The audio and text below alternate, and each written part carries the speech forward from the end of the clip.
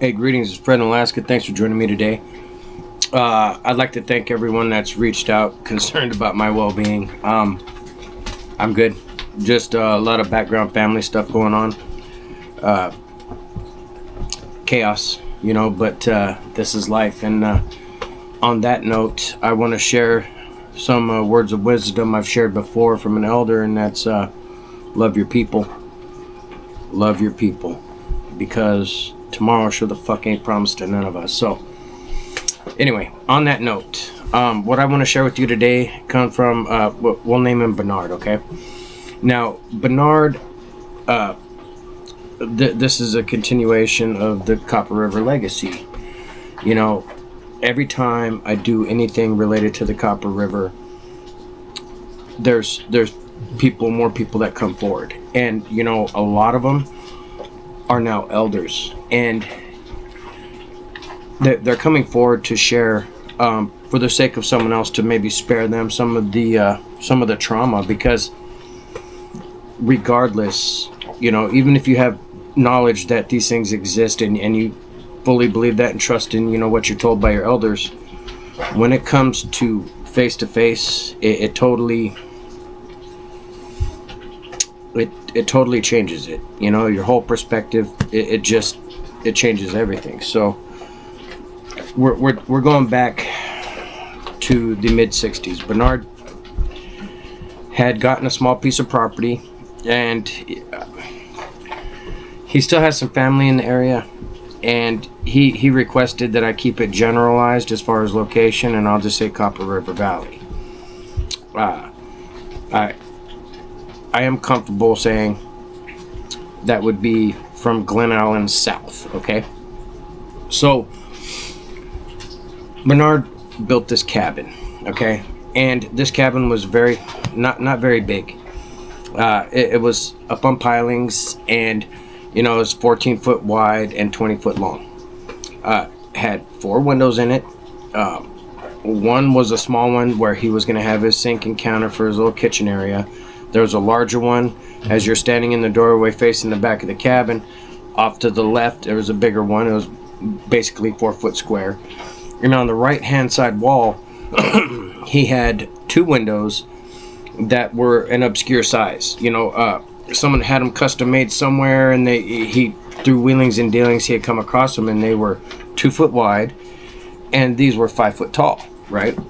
And so he had them evenly spaced on the sidewall on the right hand side. The door he had was a custom built solid wood door, and during the course of construction, Bernard constantly felt watched, and no matter what, he couldn't shake it, and he was so busy.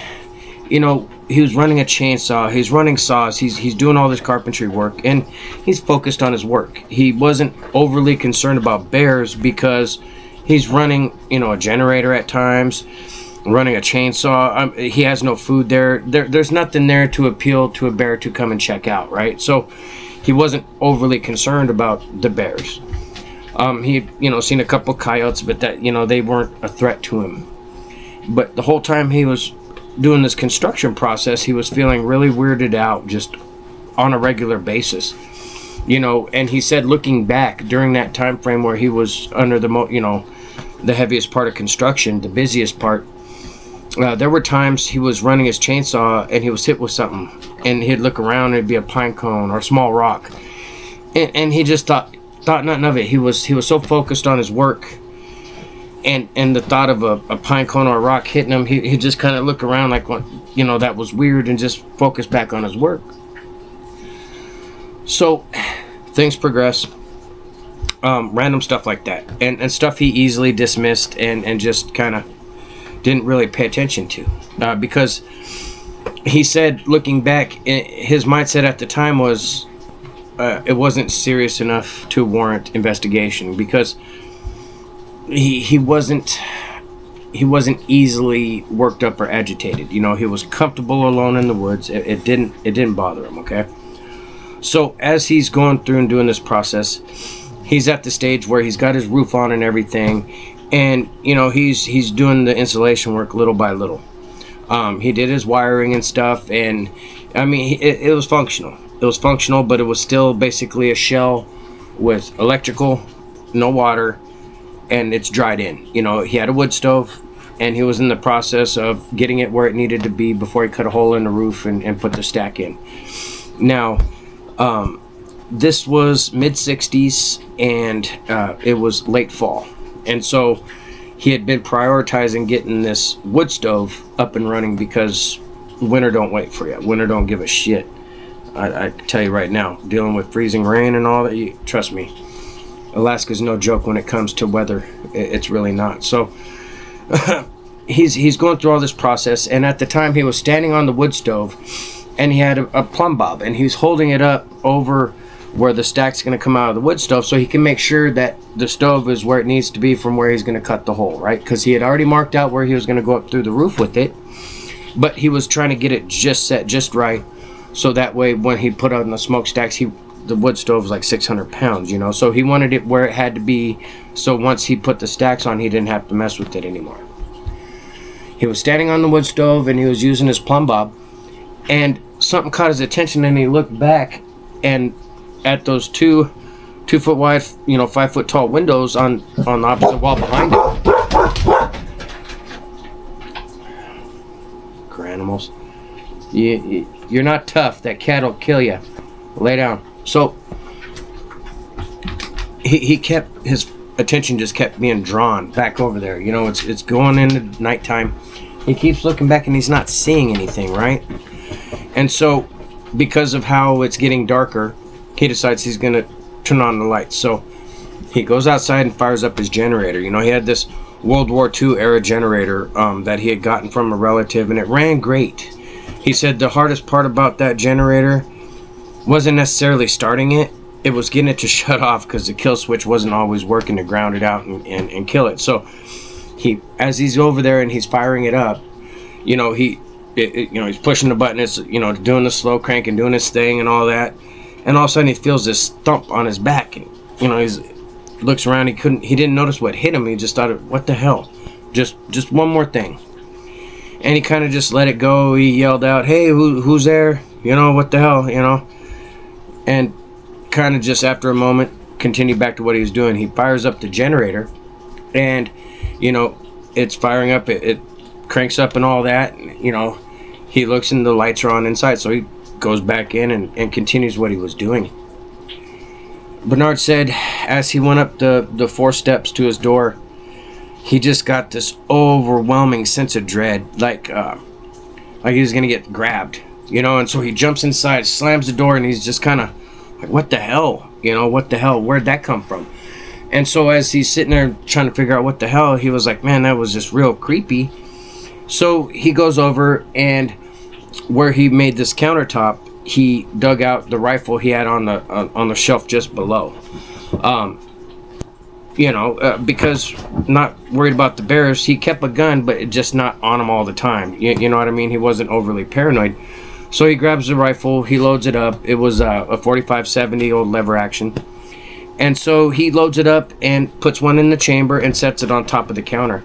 Now, where the counter ends on the right hand side as you're facing inside the cabin, he said it was about 1.5 feet before the window on the back portion, the 2 foot wide, 5 foot tall window started, and then further this way was the second one towards the door.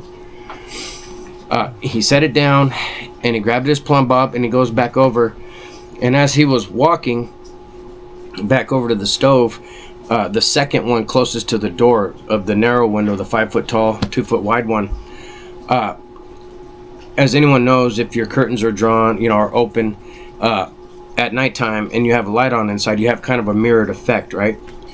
And so as he was walking, he noticed something in that window, and it startled him, and he turned and looked, and all it was kind of his reflection, part of his reflection. So he was like, oh, okay, I'm paranoid because of the feeling I just had. It, basically explaining it away. I reacted to my reflection.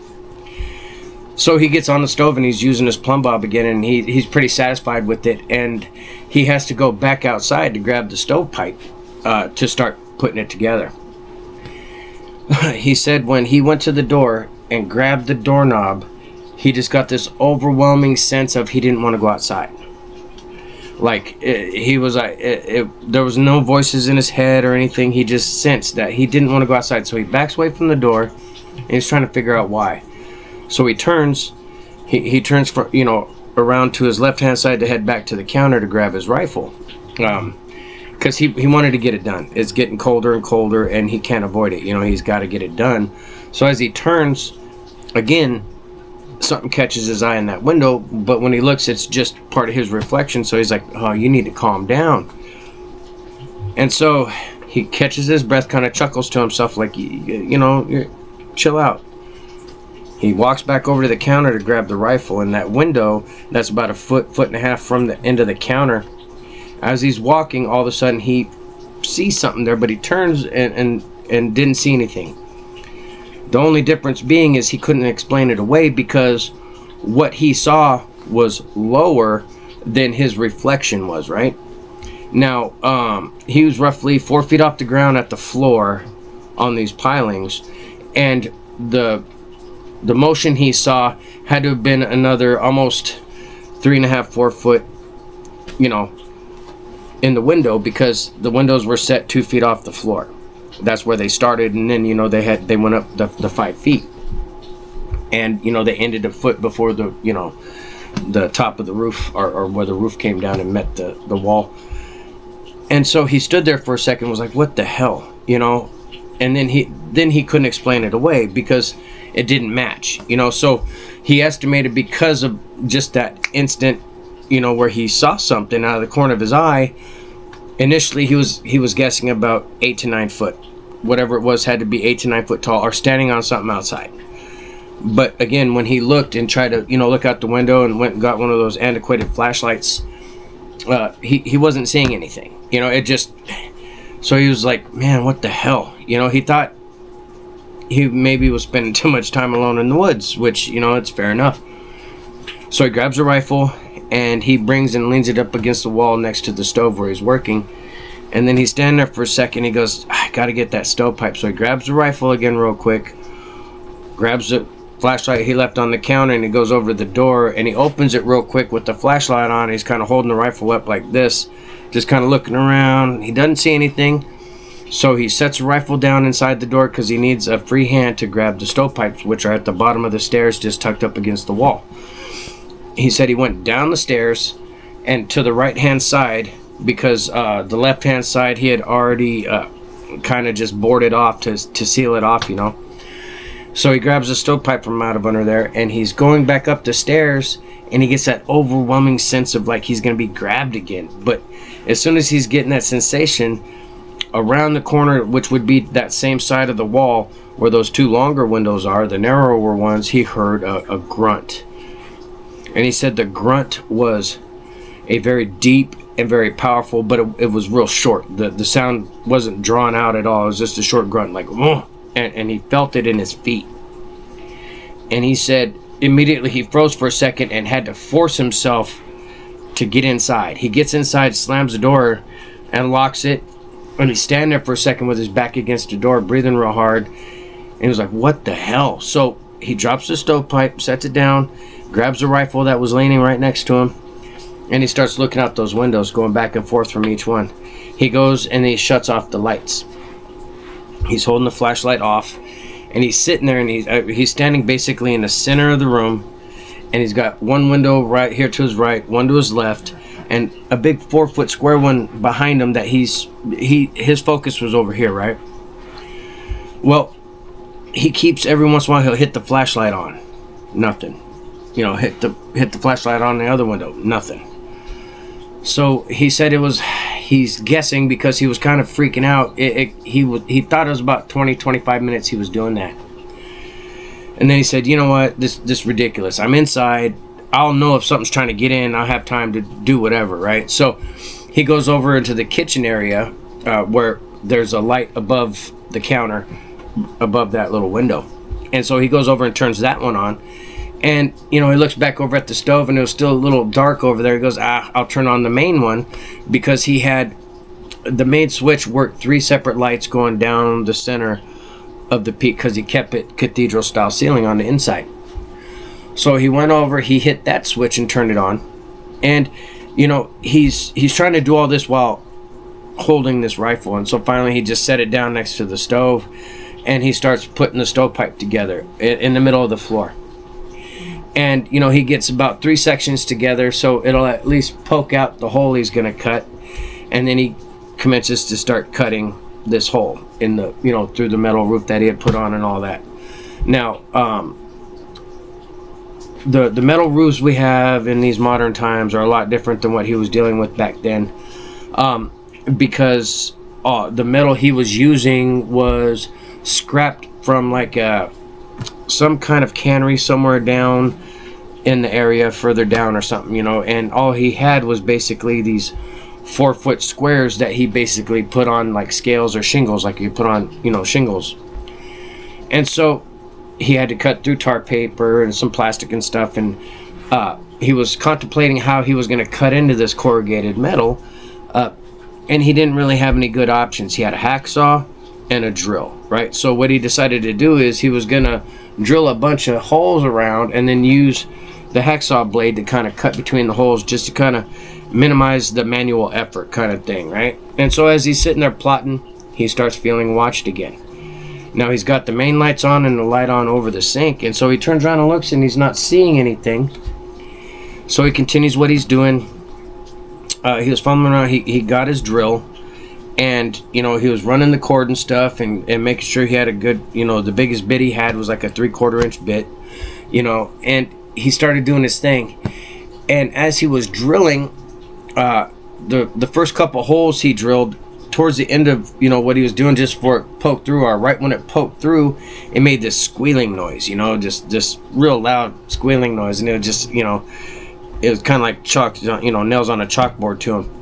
And so after a couple of those, he had stopped, and all of a sudden he hears that same squeal coming from outside.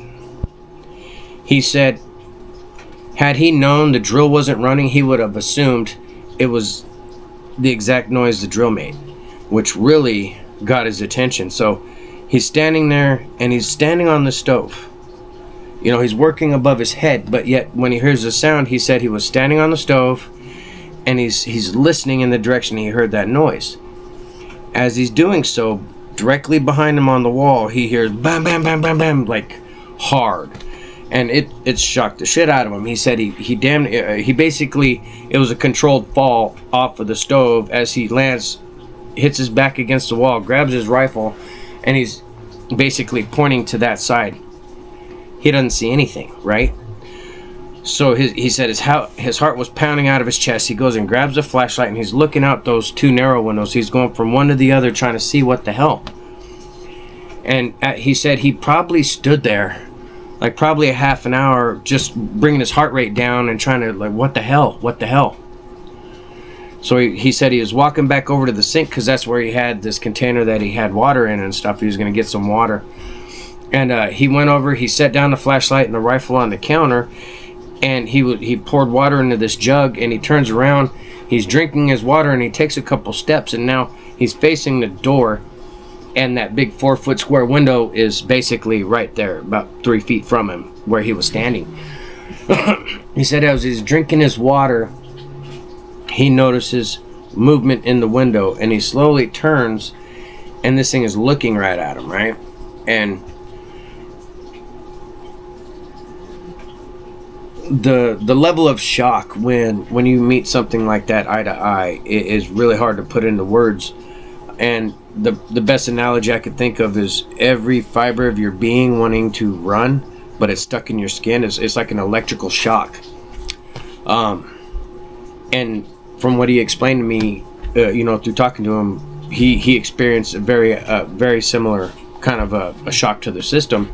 He drops his water cup, and he said when he did, this thing came in close, basically damn near pressing its face against the window, and started looking up and around and looking at him, right? Just, he said the feeling he got initially was like a, hey, what you doing in here kind of feel to it, because it was startling, but he said there was no overt aggression. It was just there, you know. And he said the way it was looking up and around, I've heard similar from other people, So I would chalk it up to a curiosity. That's the only thing that would make sense, right?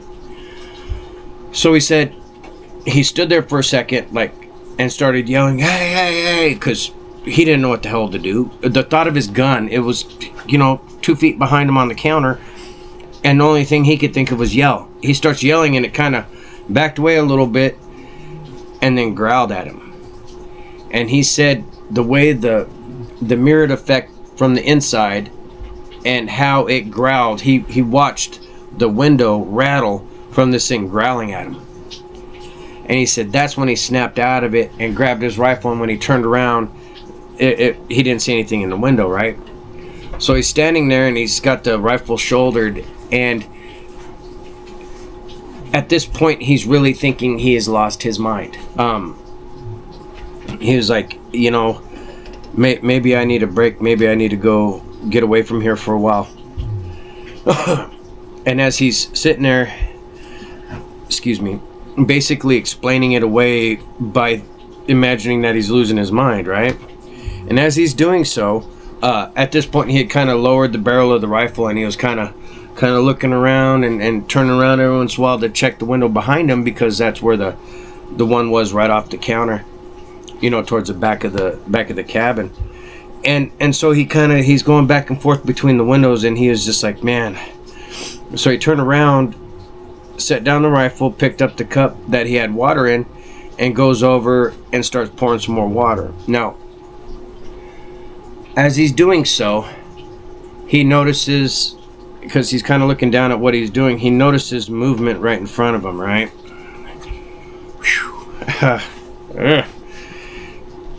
So he stops what he's doing slowly, and he reaches over, he grabs the rifle and kind of scoots it to where he can, get a better grip on it. And he looks up, and there this thing is, looking right at him, kind of watching what he's doing, watching his hand pull the gun closer. And he said as he was pulling the gun to shoulder it, he was doing it real smooth and slow. As he was doing so, it furrowed its brow, and he said the look he got at it on this time was a lot better than when it came up close, because of the mirrored effect at that, the way the light was hitting it, and then it growled and stuff or whatever. But he said the way the light above that sink was on, when it came in closer and was looking, he got a real clear look at it. Very defined brow ridge and whatnot, heavily wrinkled. He said it was a real deep dark chocolate tan color, wrinkle upon wrinkle. Like, he said it looked ancient. The eyes, they weren't all black. He said that they were like a golden yellow, and almost glowed with the little bit of light that was, reflecting out from the cabin. And he said he was almost hypnotized at the eyes, right? And I asked, did you see the nose or whatever? He goes, when I looked, the thing he noticed most was the wrinkly skin, the deep dark chocolate kind of leathery look, and those eyes. Once he saw the eyes, it was the eyes. You know what I mean? Like a golden yellow, very vibrant, and a slight glow to him, right? Now, he's standing there, but as he shouldered the gun, it moved. You know what I mean? I was explaining when he first looked at it how he felt and whatnot, so I apologize if that part was confusing, because all this is happening fairly quickly. So he shoulders the gun, this thing moves. Now this time when he shoulders the gun, he starts yelling, and just instinctively he turns and just shoots up through the roof. Boom! And he said it was loud as hell inside. His ears started ringing, and once he shot, everything basically, it felt like it calmed down, And so he said he's not sure how long he stood there, but after a couple moments of standing there, once the initial like holy crap and kind of a little bit of anger kind of died off, he started shaking real hard, and he sat down and leaned his back against the counter. And he was like, I was in shock, and he said he sat there, he's not sure how long, and just kind of sat. Now, off that back corner where that 4-foot window is, if you're facing the cabin, it'd be off to the left, back just off the corner. It was running, you know, for the lights going on and stuff. And when he had shouldered the gun, it moved off in that direction, right? And then he shot through the roof, and then he was, you know, sitting at the counter or leaning up against the cabinets on the floor. And, you know, he was just sitting there thinking, man, what the hell, you know, what the hell?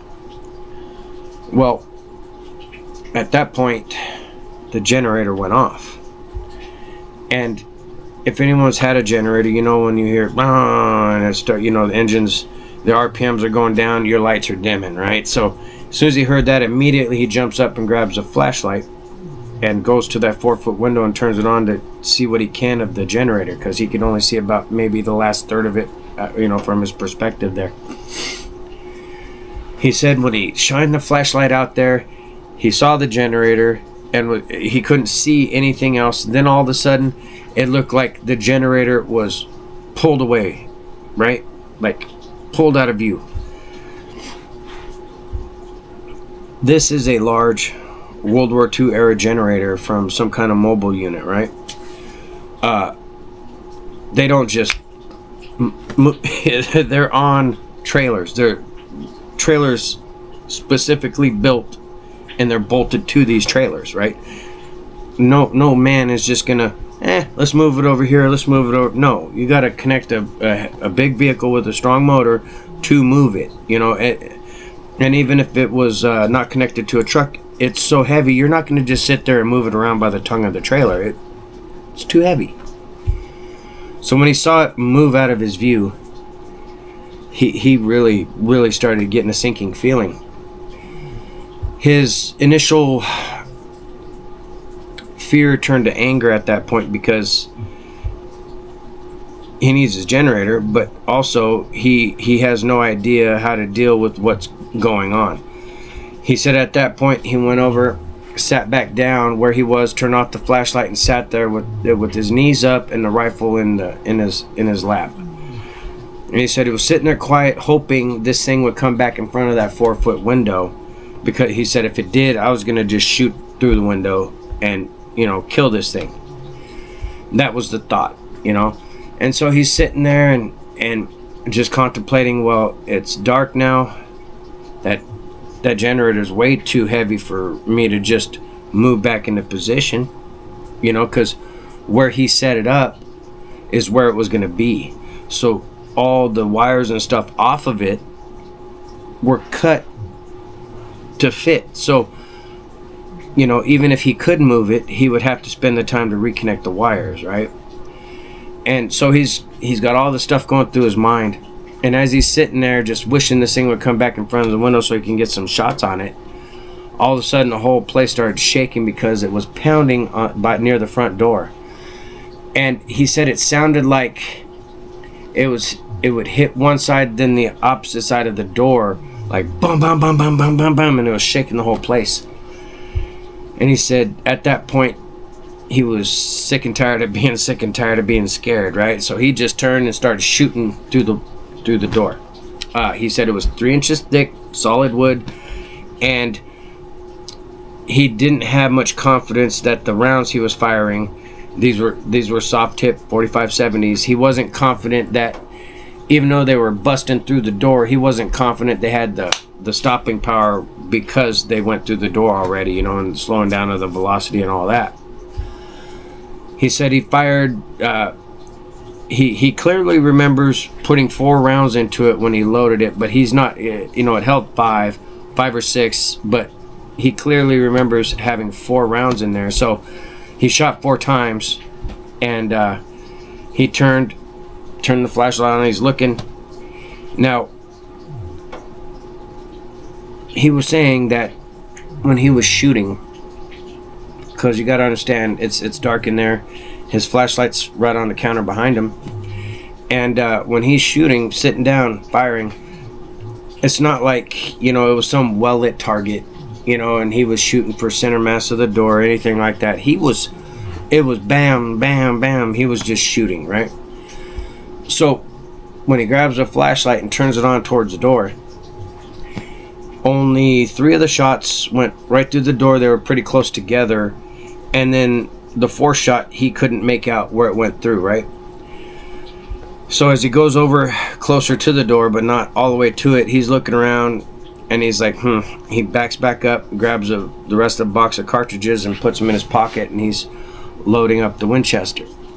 So he said as he's loading it up, he would every once in a while, once it was loaded and he had a round in the chamber, every once in a while there was a bang against the cabin somewhere. It was always a random different place.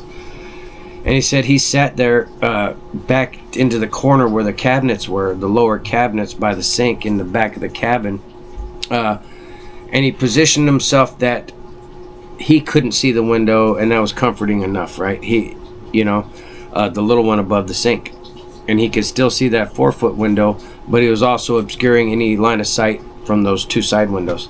So the only one he had to worry about something staring at him was that 4-foot square window. And he wanted it to stare at him through that window because he wanted to shoot this thing. And so he said he sat there, and eventually he was, once the adrenaline started fading, he fell asleep. He said he woke up in the morning laying on the floor in a fetal position, kind of right near where he was initially, and he woke up to a slight breeze he felt, and when he opened his eyes, it was daylight and the door was open. Immediately, he said his heart sank. He jumped up, he's fumbling for the gun, he's got the gun, he's looking around everywhere, and like, what the hell? And he said there was a real foul odor. Like the whole place stunk. And so he was like, what the hell? Freaked him out. Because he said it was so overwhelming, it was making him want to vomit. He's looking around, and with the daylight, he's trying to focus his eyes. He's just startled awake. And he notices something liquid was on the floor, right? From about the halfway point of the cabin back over to the door. He starts looking, and it was, the odor was emanating from this, whatever this was. And, he just figured, okay, this thing came and pissed, or something. That's the only thing that made sense to him. Because it was similar to as if some guy, pissed on the floor, basically, kind of like peeing back and forth on it on their way out the door, walking backwards or something. Yeah, that's the only thing he could equate what it looked like, right? So he goes outside. He said he looked around. He said he didn't feel any heaviness when he went outside because he heard songbirds real nearby. He looks around. He's trying to figure out what the hell, he's looking for tracks. He circles around, and the generator was basically in the same position. It was just shifted. The back end was shifted, and so when he was looking out and it was moved, it had just, all the wires were still connected. It's just the back end was shifted out of his view, right? Pivoted. And he's looking, and he goes back over there to inspect it. He looks at everything. It was still connected. It was just, you could see the tire drag marks, right? So he goes around to the other side of it, and because of the leaves and the debris from the trees and stuff, being in the fall time, he could see impressions, but none of them, like stood out as a Bigfoot track. It was just heavy impressions. So he said at that point, he looked around and said, you know what, today's a good day for a drive. I need to go and get someone out here with me. And, he left. He shut the door. He didn't lock it. He figured if it was going to do something, he didn't want it damaging anything. He'd rather let it get in easy, since it was just a shell basically at this point, right? So he left. He went and visited some people for a minute, asked them some questions if they've ever dealt with anything weird. They kind of half-ass answered, like, yeah, there's always something weird happening up here, kind of thing. Left it real open in general. He ended up getting gas and then driving actually to Palmer, which is hundreds of miles away, to go and talk to one of his cousins. Now, he has family there now. However, that's because he started that trend of family going there, right? So he goes and sees a cousin in Palmer, talks to him, tells him everything that was going on, and asked him if he'd come out there with them. And the cousin reluctantly agreed and said, you don't want trouble with the Bushmen. What'd you do? And I'm just building a cabin. I didn't do anything. I didn't shoot anything. I didn't shoot until, I felt like I was in danger. His cousin said okay and came with them. His cousin stayed with them a couple months, and nothing else happened for the 30 years until he ended up moving. And for the life of him, he doesn't know why this thing did that. For the life of him, he doesn't know why it stopped. It was just, he dealt with all this stuff, and then it just stopped. It just went away. He never felt weird again. He never felt watched. And he said it was the craziest experience. And when things like that happen to people, it's not difficult to hear them when they're telling it, because outside of his cousin and a couple other people since mid-60s, I was the only one he told the whole thing to, and I respect and understand how difficult that can be. And I want to thank Bernard for making that effort to share that. And before I let you guys go, I want to mention this is not unique. A lot of the people that have reached out since my last update video for Miss Carol are all elders, considered elders, 70 or better. And I want to thank them for recognizing the effort. I'm just trying to warn people. So, that being said, thanks for joining me. Thanks again to those who reached out concerned I was dead. Appreciate you. Shut up, weasel. Lay down, turd butt. And we'll catch you guys on the next one. Thanks.